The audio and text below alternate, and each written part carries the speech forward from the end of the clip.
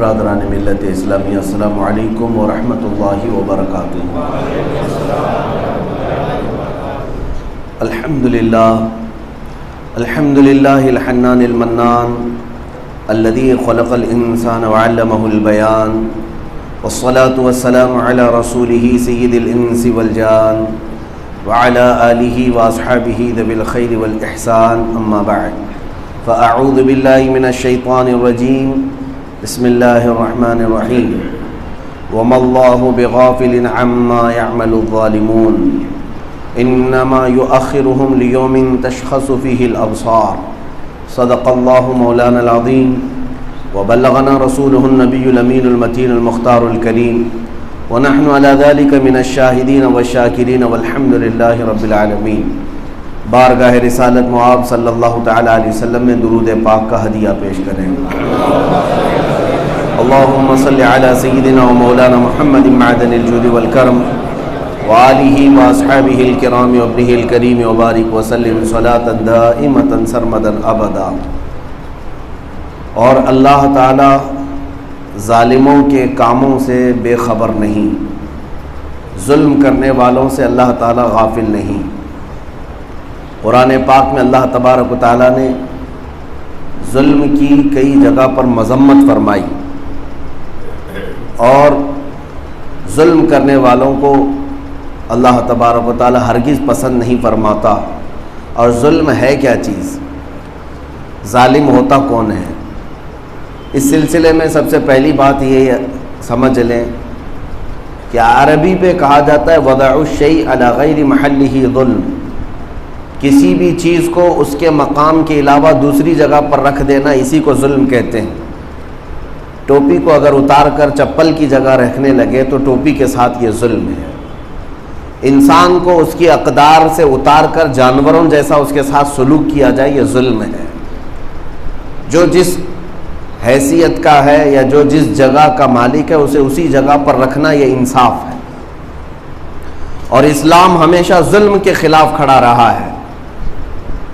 عدل کا اپوزٹ ظلم آتا ہے، ظلم کا اپوزٹ عدل ہے۔ اگر آپ دیکھیں سرور کائنات صلی اللہ تعالی علیہ وسلم نے سب سے زیادہ عدل کو قائم فرمایا، اور یہاں تک کہ ارشاد فرمایا کہ عدل قائم کرنے میں نہ رشتہ داریوں کو دیکھا جائے گا، نہ مال و دولت والوں کو دیکھا جائے گا، جس کا جو حق ہوگا وہ فیصلہ کیا جائے گا۔ اسلام نے ہمیشہ انصاف اور عدل کی بات کی۔ آج پیس اینڈ جسٹس کے نام پر بہت سارے لوگ واویلا تو مچاتے ہیں، لیکن ان کے خود کے گھروں میں ظلم انتہا کو پہنچا ہوا ہے۔ ہیومن رائٹس کی بات کرنے والی اکثر تنظیمیں نہ کبھی امریکہ سے پوچھتی ہیں، نہ کبھی یو کے سے پوچھتی ہیں، نہ کبھی رشیا سے پوچھتی ہیں کہ تم کروڑوں ڈالر کے میزائل ناحق غریبوں پر ڈال دیا کرتے ہو، یہ کون سا عدل ہے، یہ کون سا انصاف ہے؟ کئی جانیں تباہ ہو جاتی ہیں انسانوں کی، ان کے متعلق یہ پوچھتے بھی نہیں۔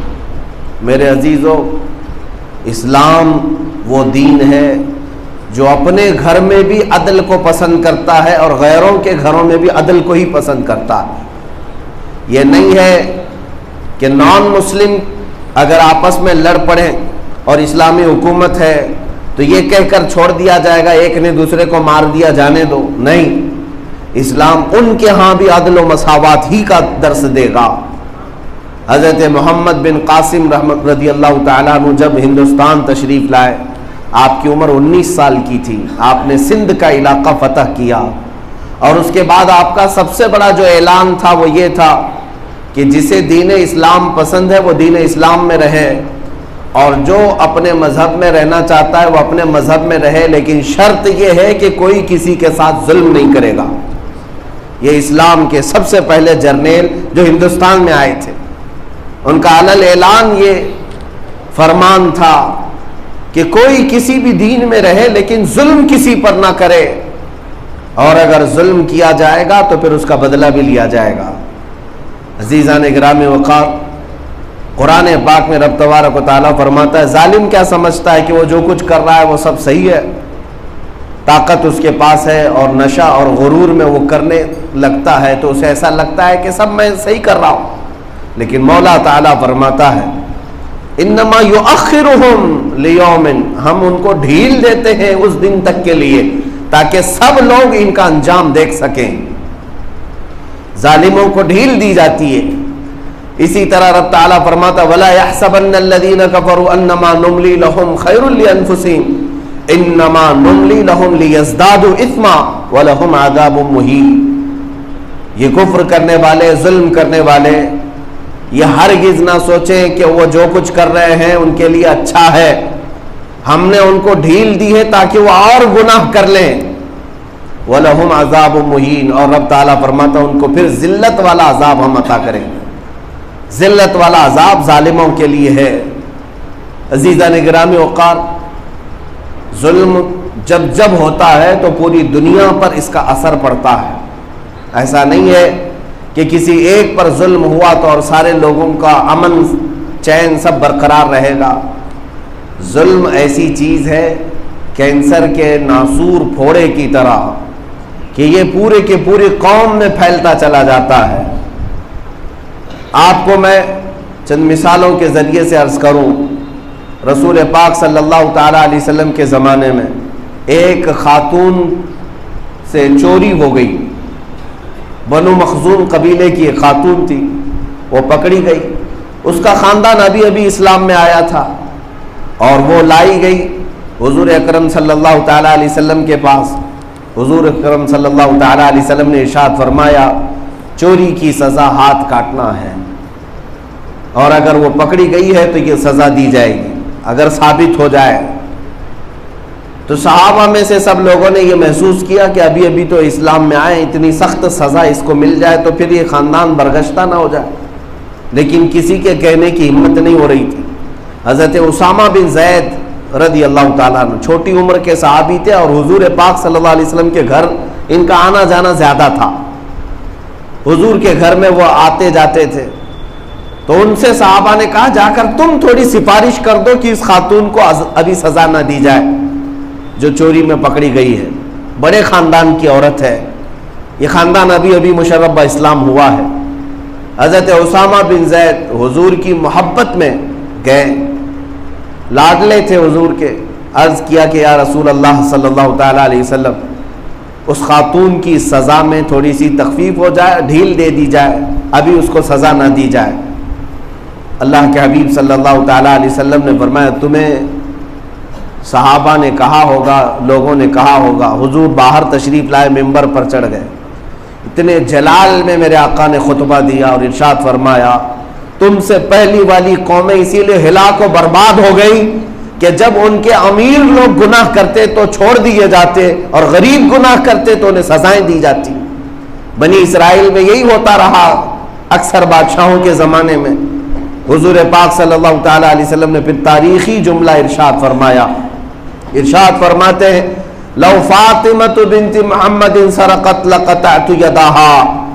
حضور پاک صلی اللہ علیہ وسلم فرماتے ہیں سن لو سب لوگ، اگر فاطمہ بنت محمد بھی چوری میں آ جاتی تو میں اس کے بھی ہاتھ کاٹ لیتا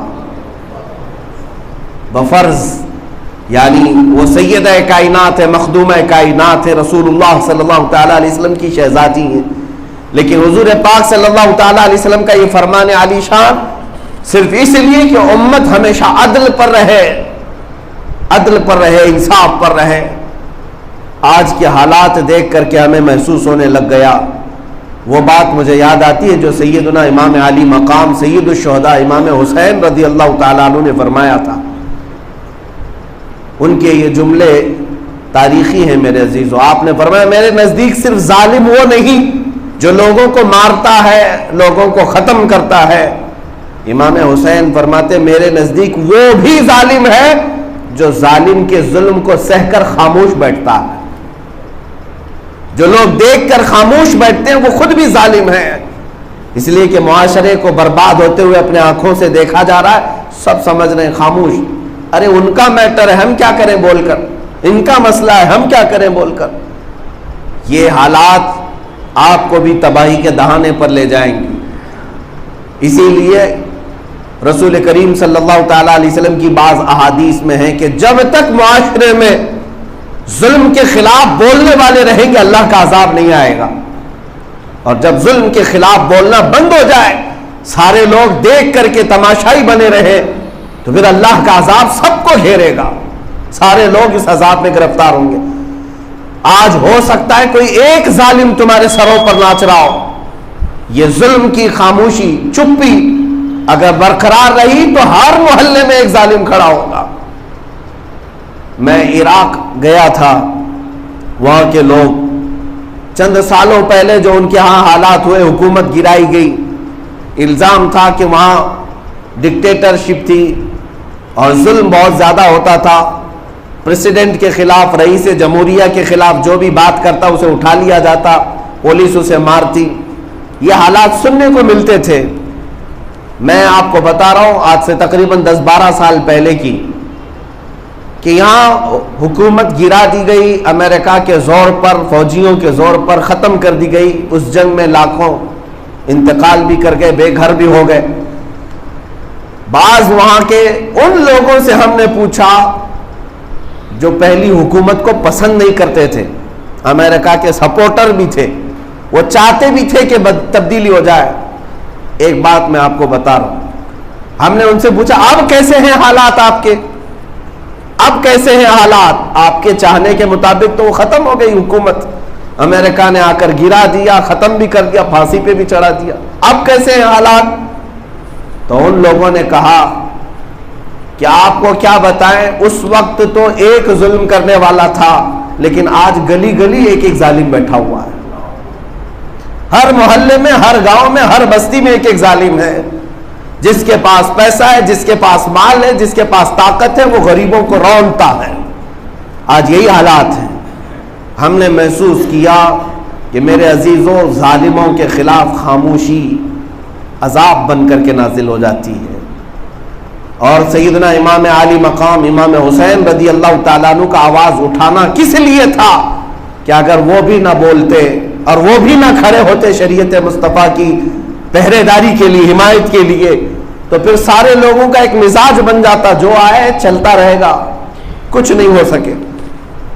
امام احمد بن حنبل رضی اللہ تعالیٰ عنہ ایسے امام ہیں اپنے وقت کے جن کو 5 لاکھ حدیثیں یاد تھی، رسول اللہ صلی اللہ تعالیٰ علیہ وسلم کی 5 لاکھ حدیثوں کے حافظ، پورا ان کے ایک فقہ کی تدوین ہے، مذہب ہے امام احمد بن حنبل کا، لاکھوں نہیں کروڑوں ان کے اقتداء میں آج بھی پیروکار موجود ہیں، لیکن اس امام کو وقت کے ظالم بادشاہ نے صرف ایک فتوے کی بنیاد پر، انہوں نے حق بات کا اعلان کیا تھا، جلاد کے ہاتھوں ان کی ننگی پیٹھ پر کوڑے مروائے گئے، ان کا جبہ اٹھا کر ان کی ننگی پیٹھ پر کوڑے مارے جاتے تھے، اور کہا جاتا تھا کہ بیان بدل دو۔ ایک دو نہیں، تقریباً 3 لوگ خلیفہ آئے، وقت گزرتا گیا اور ہر ایک نے بلا بلا کر کے امام احمد بن حنبل کو کوڑے مارے، ان کی ریڑھ کی ہڈی جھک گئی تھی کوڑے کھا کر۔ کس بات پر؟ میرے عزیزوں، اس وقت اور بھی بہت سارے لوگ تھے، لیکن آپ نے حق کا پرچم بلند کیا اور کوڑے کھائے، صرف اور صرف اس بنیاد پر کہ ظلم کرنے والوں کے خلاف ایک آواز ہمیشہ ہونی چاہیے، اور اگر وہ بھی آواز ختم ہو گئی تو پوری امت عذاب میں گرفتار ہو جائے، ظالموں کے پنجوں میں آ جائے گی۔ اسی لیے میرے عزیزوں، آج اللہ تبارک و تعالیٰ نے اگر ہمیں طاقت دی ہے تو ہم بولیں، ظلم کو دیکھ کر خاموش نہ رہیں۔ ہوگا کیا اس سے زیادہ کہ ہماری موت آنی ہے، اور وہ کسی نہ کسی دن تو آنی ہے، لیکن ظالموں کا ساتھ دینے والوں سے میں کہتا ہوں، قیامت کے دن تمہیں بھی اللہ کی بارگاہ میں جواب دینا ہوگا۔ رب تبارک و تعالیٰ فرمائے گا۔ میں آپ کو ایک بات بتا دوں، امام مسلم بن عقیل کوفہ میں قتل کر دیے گئے، بہت دردناک انداز میں مارے گئے، شہید ہوئے۔ ہانی بن عروہ کو قتل کیا گیا۔ مسلم بن عقیل کو مارا کس نے تھا؟ ابن زیاد، ظالم، ہر محرم میں سنتے ہوں گے آپ۔ یزید کی فوج نے امام حسین کے ساتھ مقابلہ کیا اور ان کے بچوں کو تک قتل کیا، مارا۔ سارا بلیم ان ظالموں پر ہی رکھا جاتا ہے، ابن زیاد نے قتل کیا، ابن زیاد نے مارا، شمر نے مارا، خولی نے مارا. یہ تو ظالم ہے ہی، چور تھے، ڈکیت تھے، ان کی فطرت میں خرابی تھی. لیکن الزام ان کوفہ والوں پر بھی ہے جو ہزاروں کی تعداد میں ہو کر ظلم کو دیکھتے خاموش رہ گئے تھے. میرے عزیزوں، یہ خاموشی ان کے لیے عذاب بن کر نازل ہوئی. جو 22,000 لوگ تھے وہ سب کے سب قتل ہو گئے، مارے گئے، اور آج تک وہ نحوست ان کے شہر میں برقرار ہے، آج تک. اسی لیے ظلم کے خلاف اگر نہیں بول سکتے تو اسے ناپسند تو کرو. جو برا ہو رہا ہے اسے دیکھ کر خاموش بیٹھنا ایمان جانے کی علامت ہے. رسول کریم صلی اللہ تعالی علیہ وسلم نے ارشاد فرمایا، من رأى منکم منکرا فلیغیرہ بیدہ ومن لم یستطع فبلسانہ ومن لم یستطع فبقلبہ وذلک اضعف الایمان. رسول اللہ صلی اللہ علیہ وسلم ارشاد فرماتے ہیں، تم میں سے جب کبھی کوئی برائی کو دیکھے، اس میں ظلم بھی ہو سکتا ہے، تو اپنے ہاتھ سے روکو اگر طاقت ہے، اور اگر ہاتھ سے روکنے کی طاقت نہیں تو زبان سے بول کر روکو، اور زبان سے بھی روکنے کی طاقت نہیں ہے تو دل میں برا جان کر ہٹ تو جاؤ. لیکن یہ دل میں برا جاننا ایمان کا سب سے کمزور حصہ ہے. جس کے پاس ایمان کا سب سے کمزور حصہ ہے آج وہ صرف دل سے برا تو جانے گا، اور دل سے بھی برا نہیں جانتا تو اس کا مطلب ایمان ہی نہیں رہا. ظلم کو دیکھ کر کے ہاں میں ہاں ملاتا رہا، برائیوں کو دیکھ کر کے وہ خاموش پہ ہنسی اور کہے لگاتا رہا، تو اس کا مطلب ایمان ہی رخصت ہو رہا ہے. عزیزان گرامی وقار، آج لوگ ہم سے یہ کہتے ہیں کہ مولانا ایک مسجد کے ممبر سے آپ بولیں گے کیا فرق پڑتا ہے؟ تمہیں اندازہ نہیں، نہ یہ مسجد کا ممبر اور نہ یہ مائک ہلکا ہے. ہمیں اللہ رب العزت کی طاقت پر بھروسہ. جانتے ہیں ابراہیم علیہ الصلوۃ والتسلیم نے جب خانہ کعبہ کی تعمیر کی، اللہ نے فرمایا اے ابراہیم لوگوں کو حج کے لیے بلاؤ، جبکہ وہ ایسی جگہ جہاں ان کے علاوہ کوئی آبادی نہیں تھی، کوئی آبادی نہیں، کوئی گھر بھی نہیں تھا. حضرت ابراہیم علیہ السلام کو پکارنے کے لیے کہا لوگوں کو بلاؤ، وَأَذِّن فِي النَّاسِ بِالْحَجِّ، حج کے لیے لوگوں کو بلاؤ. قرآن پاک میں آیا. ابراہیم علیہ السلام نے پکارا، لوگوں کو بلایا کہ اے لوگوں اللہ کے گھر کی طرف آؤ، کشاں کشاں آؤ، خانہ کعبہ کی طواف کے لیے آؤ.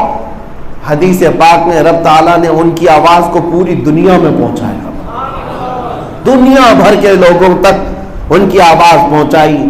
بلکہ یہ بھی حدیث پاک میں ہے جو اپنے ماں کے پیٹ میں تھے، جو اپنی باپ کی پشت میں تھے، جو عالم ارواح میں تھے، ان کو بھی اللہ نے ان کی آواز سنائی. جب رب تبارک و تعالیٰ قادر مطلق خود حکم فرمائے تو پہنچانا تو اس کی شان ہے. آج اگر آپ یہ سمجھتے ہیں کہ ایک مسجد چھوٹی مسجد ہے، ایک چھوٹا سا ممبر ہے، ایک چھوٹا سا مائک ہے، میرے بولنے سے کیا ہوگا، اپنی ذات پر کبھی بھی مت دیکھو، اللہ رب العزت کی طاقت کی طرف دیکھو. ہماری ہلکی زبان ہی صحیح، ہمارے جملے چھوٹے ہی صحیح، لیکن رب تبارک و تعالیٰ جب پہنچانے پر آئے تو وقت کے طاغوتی طاقتوں تک بھی پہنچائے گا، ہر جگہ پہنچائے گا. ہمارا کام ہے حق کے لیے آواز اٹھانا اور ظلم کے خلاف بولنا. عزیزان گرامی وقار، میں مختصراً اب آپ کو ہندوستان کے احوال پر بات کروں. آج جو کچھ بھی ہو رہا ہے ظلم کی انتہا ہونی چاہیے. ہم دیکھ رہے ہیں حالات اتنی تیزی سے بدلتے جا رہے ہیں، یہ ہماری خاموشی ہی کا نتیجہ ہے، ہماری خاموشی کا نتیجہ ہے. جو آج ظلم اتنا بڑھتا چلا گیا کہ علن اعلان یہ کہا جائے کہ مسلمانوں کو قتل کر دو، مسلمانوں کو مار دو، علن اعلان کوئی کہے کہ مسلمانوں سے خرید و فروخت نہ کرو، کاروبار بند کرو. گجرات کے حالات اور سخت سے سخت ہوتے جا رہے ہیں. یہ پورا جو ماحول ہو رہا ہے اس کی وجہ یہی ہے کہ تم سارے ظلم کو خاموشی سے سہتے چلے گئے. مسجدیں ہمارے سامنے توڑی جاتی ہیں، دلی کے فسادات میں مسجدیں جلائی گئی، مزارات کی چادریں جلائی گئی، مینار پر چڑھ کر کے آتنکی حملے کرتے رہے. لیکن بدلے میں میرے عزیزوں ہم میں سے کسی ایک عالم نے بھی کہیں پورے ہندوستان کے کونے میں سے یہ اعلان نہیں کیا کہ اے مسلمانوں، اے جوانوں، جاؤ کسی مندر کو توڑاؤ. کسی نے کہا؟ اسلام اس بات کی اجازت بھی نہیں دیتا. معبدوں کو اور دوسرے لوگوں کی عبادت گاہوں کو اسلام نے توڑنے اور ختم کرنے کا حکم نہیں دیا. اس طرح سے جب ہم دارالحرب میں ہوں. عزیزان گرامی وقار، یہ بات اس قدر بڑھتی چلی گئی کہ میں ان لوگوں سے آج گزارش کرتا ہوں کہ جنہیں اللہ نے زبان دی، طاقت دی، منصب دیا، کرسیاں دی، تو کم از کم اپنے وقت کے اور اپنے منصب کے صحیح استعمال کے ساتھ امت کے حق میں آواز تو اٹھاؤ. کل بروز قیامت تم شرمندہ اور ذلیل ہونے سے تو محفوظ رہو گے. آج آپ کو اندازہ ہے کتنے نوجوان بچے قتل کر دیے گئے صرف چھوٹی چھوٹی سی باتوں پر، اور کئی ایسے لوگ ہیں جو کورٹ کچہری کے چکر کاٹتے ہوئے 25-25 سال اندر ہیں، ان کے لیے کوئی آواز اٹھانے والا نہیں ہے. میرے عزیزوں، یہاں پر ڈوب مرنے کا وقت ہے ان لوگوں کے لیے جن کو اللہ تبارک و تعالیٰ نے وقت میں اپنے زمانے میں بہت کچھ عطا کیا، لیکن وہ سوائے پیسہ بٹورنے اور اپنے عیش کے کچھ نہیں سوچتے. امت مرحومہ آج کس حال سے گزر رہی، کس کرب سے گزر رہی، اندازہ ہے؟ نبی مکرم صلی اللہ تعالی علیہ وسلم تو ارشاد فرماتے ہیں کہ اگر تمہارے پاؤں میں کانٹا بھی چبھے تو اس کا درد مجھے ہوتا. یہاں امت کا درد کسی کو نہیں. امت کس کرب سے گزر رہی ہے. عزیزان گرامی وقار، یہاں پر اب حالات، یہ میڈیا ٹرائل جو چلایا جاتا ہے، کسی بھی ایک عالم کو پکڑ لو.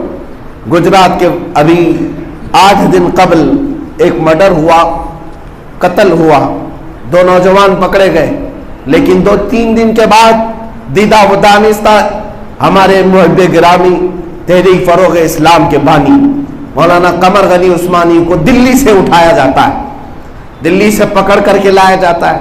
ارے ابھی ATS نے پکڑ کر کے لایا ہی ہے، لیکن پورے دجالی میڈیا بھونکنا شروع کر دیا. یہ آتنکوادی پکڑا گیا، دہشت گرد پکڑا گیا، مولانا پکڑا گیا، اس کا سمبند پاکستان سے تھا، فلاں تحریک سے تھا، فلاں تنظیم سے تھا. سارا کچھ تو انصاف یہی لے کر بیٹھے ہوئے.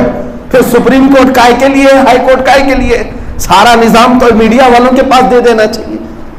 یہ جسے چاہے مجرم بنائے، جسے چاہے دہشت گرد بنائے، جسے چاہے آتنکواد بنائے. آپ میں سے کبھی کسی نے سوچا کہ یہ جتنا بھونکتے ہیں ان پر کوئی کیس کرتا ہے، ان کے خلاف کوئی بولتا ہے کہ یہ کیوں ایک کمیونٹی کو باضابطہ ڈیمیج کرتے ہیں، کیوں بار بار ہماری چھبی کو خراب کرتے ہیں؟ کیا الزام ثابت ہوا؟ کیا تہمت ثابت ہوئی؟ نہیں ہوئی. ابھی کورٹ میں کیس چلتے رہتے ہیں، لیکن اس سے پہلے ہی یہاں پر تو ظالم بنا دیا جاتا ہے، آتنکواد بنا دیا جاتا ہے. 10 سال کے بعد پتہ چلتا ہے کہ ان کا اس میں کچھ حصہ ہی نہیں تھا. یہ کوئی انصاف نہیں چلتا ہے میرے عزیزوں. میڈیا کو ہونا یہی چاہیے کہ غیر جانبدارانہ رپورٹنگ کرے کہ الزام میں گرفتار کیا گیا ہے، دیکھا جائے گا کہ شواہد اور گواہوں کے ساتھ کیا چیز ثابت ہوتی ہے، لیکن اس سے پہلے کیا کیا بنایا جاتا ہے. اس کا مطلب ہے کہ دیدہ و دانستہ پری پلانڈ یہ ساری چیزیں صرف اور صرف ایک کمیونٹی کو ٹارگٹ کرنا ہے، ایک قوم کو پورے طور پر کسی گناہ میں ملوث کر کے دکھانا ہے. عزیزان گرامی وقار، آج جن علماء کو گرفتار کیا جا رہا ہے ایسے بھیانک الزامات میں کہتا ہوں رسول پاک صلی اللہ تعالی علیہ وسلم کی ناموس پر جنہوں نے زندگی میں قربانیاں دی ہیں اور حفاظت کا اور پہرا دینے کا عزم لے کر کے کھڑے ہوئے، اگر آج ان کو ظلمن کوئی گرفتار کرتا ہے تو میں آواز اٹھاتا ہوں، میرا حق ہے یہ. اس لیے میں ہندوستان بھر کے علماء، مشائخ اور دیگر ان لوگوں سے بھی کہتا ہوں کہ وقت کا انتظار کرو. یہ تو انہی کے نعروں کے مطابق ایک تو جھانکی ہے اور پھر باقی ہے. متحد رہو گے تو کہلاؤ گے مومن و غازی، منتشر ہوگے تو قصدوں میں صفایا ہوگا.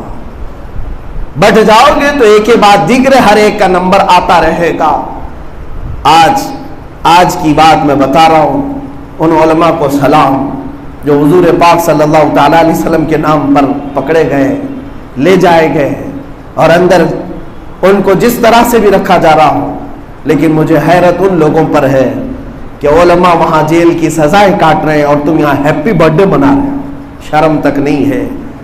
سیاسی نیتا اپنے پیسوں کی ریل پیل پر لوگوں کو خوب بانٹ رہے ہیں، نہ انہیں نماز کی فکر ہے، نہ دین کی فکر ہے. ایک عالم دین جو اپنے گھر سے 6 مہینے 8 مہینے باہر رہ کر حضور کے دین کی پہرےداری کر رہا ہو اور جیل میں جائے تو بولنے تک کی انہیں توفیق نہیں ملتی. اس کا مطلب یہ ہے کہ اللہ تبارک و تعالیٰ نے انہیں اپنے دین کے لیے کوئی توفیق ہی نہیں عطا کی۔ عزیزان گرامی وقار، میں آج اس لیے جذبات میں آپ کے سامنے کہہ رہا ہوں کہ حالات بہت تیزی سے تبدیل ہوتے جا رہے ہیں۔ اگر آپ بیدار نہیں رہے اور ظلم کو صحیح سمجھتے رہ گئے تو پھر آپ بھی اپنے گھر کے دروازے پر ظلم کے آنے کا انتظار کریں۔ آپ کے گھر میں بھی وہ ہو سکتا ہے، اس لیے کہ جو قوم اپنے قائدین اور اپنے علماء کو ظلماً قتل ہوتا دیکھ کر خاموش رہے، رب تبارک و تعالیٰ ان کے ساتھ بھی وہی سلوک فرمائے گا، ان پر اس سے بھی بڑے ظالم لائے جائیں گے۔ عزیزان گرامی وقار، آج صرف اور صرف اتنی گزارش ہے کہ اپنے عیش و عشرت کو کم کرو، اپنے مال و دولت پر غرور و تکبر کم کرو۔ پورے ہندوستان بھر میں تقریباً 300 سٹنگ MLA جن کو کسی کو توفیق نہیں ہوتی کہ دین پر حملے کیوں ہو رہے ہیں، علماء کی گرفتاریاں کیوں ہو رہی ہیں، اور ہمارے اوپر اس طرح کے آروپ کیوں لگائے جا رہے ہیں، کوئی بولنے کو تیار نہیں، اس لیے کہ ان کو ایسا لگتا ہے ہائی کمان ناراض ہو جائے گا، جس پارٹی میں ہم بیٹھے ہوئے وہ ناراض ہو جائیں گے۔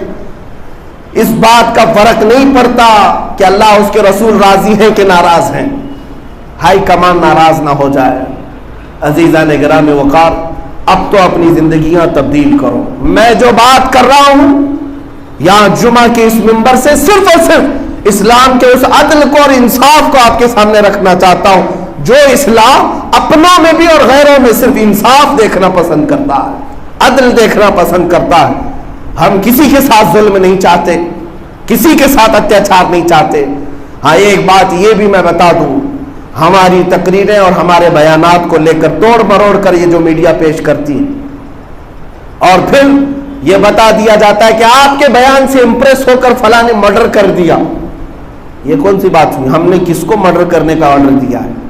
کسی کو قتل کرنے کا ہم نے حکم دیا کہ جاؤ مارو کسی کو؟ ہم اس بات کا حکم تو کبھی نہیں دیتے۔ ہم تو تمہاری ایمانی حرارت کو بیدار کرنا چاہتے، غیرت تو بیدار رکھو۔ ارے کیا اپنے وقت کی حکومت سے انصاف کا مطالبہ کرنا، انصاف کی چاہت کرنا، یہ مرڈر کرنے کا آرڈر ہو گیا؟ ایسی ہی بات ہے، ملتا کچھ نہیں ہے ثبوت۔ کہیں ہم یہاں ممبئی میں بیٹھے ہیں، کیرلا سے کسی کو گرفتار کیا جائے گا اور پھر کہا جائے گا اس نے جو مرڈر کیا وہ آپ کا بیان سن کر کے کیا ہے، یہ کون سی بات ہوئی؟ تو پھر کبھی ممبئی میں چوری ہو جائے اور چور کو پکڑ کر کے پوچھا جائے، اگر وہ کہہ دے کہ نہیں میں پرائم منسٹر کا بیان بہت سنتا تھا اس لیے میں چوری کیا، تو کیا اس الزام میں پرائم منسٹر کو گرفتار کیا جائے گا؟ آپ کے بھاشنوں سے یہ متاثر ہو کر انسپائر ہو کر کے کیا ہے، یہ کون سا ثبوت ہے؟ ہاں باضابطہ طور پر کسی کی ٹریننگ کی گئی ہے تو وہ بتایا جائے، باضابطہ طور پر کسی کو تیار کیا گیا کہ مرڈر کرنا ہے، قتل کرنا ہے، تو پھر آپ پکڑیں۔ میرے عزیزوں، اسلام میں ہم ذمہ دار جو علماء اکرام کو دیکھتے ہیں، انہوں نے کبھی ایسی غیر ذمہ دارانہ حرکتیں نہیں کی۔ الحمدللہ اسلام امن کا خواہاں کل بھی تھا، آج بھی ہے۔ اسلام سے زیادہ امن کسی اور نے پیش بھی نہیں کیا۔ وہ رسول پاک صلی اللہ تعالی علیہ وسلم جو مدینہ طیبہ میں عام دنوں میں تلوار کی نوک کو بھی سامنے رکھ کر چلنے سے منع فرماتے تھے، صحابہ جو کندھے پر تلوار ڈال کر چلتے تھے، تلوار کی انی اور نوک سامنے ہو تو حضور فرماتے اس کو پیچھے کی طرف کر لو، اس لیے کہ مجھے یہ پسند نہیں ہے کہ تلوار کی نوک امن کے حالات میں کسی زندے نوجوان کی طرف ہو جائے، کسی مسلمان کی طرف ہو، کسی انسان کی طرف ہو۔ نبی پاک صلی اللہ تعالیٰ علیہ وسلم اس بات کو پسند نہیں فرماتے۔ ایک خاتون نے بلی پالی تھی، 3 دن تک اس کو کھلایا پلایا نہیں، بلی مر گئی، حضور فرماتے اللہ نے اسے دوزخ میں ڈال دیا۔ بلی پر ظلم کو اسلام نے اجازت نہیں دیا۔ چونٹیوں پر عزیزان گرامی وقار، یہ جو کچھ بھی حالات آج بنائے جا رہے ہیں اس پر من وعن تصدیق کرنا اور ایمان لانا یہ مسلمان کی شان نہیں ہے جو میڈیا بتا رہی ہے۔ آپ اپنے ذہنوں کو اسلام کے تئیں اور علماء اسلام کے تئیں اچھی رکھو اور خوب تحقیق کرو، اس کے بعد اپنے آپ میں کوئی فکر بناؤ، ورنہ ان کے بھونکنے پر سمجھ لیا ارے ایسا ہوا ہے، ہاں مولانا آتنکواد تھے، دہشت گرد تھے، ورنہ اس جرم میں آپ کو بھی اللہ کی بارگاہ میں جواب دینا ہوگا۔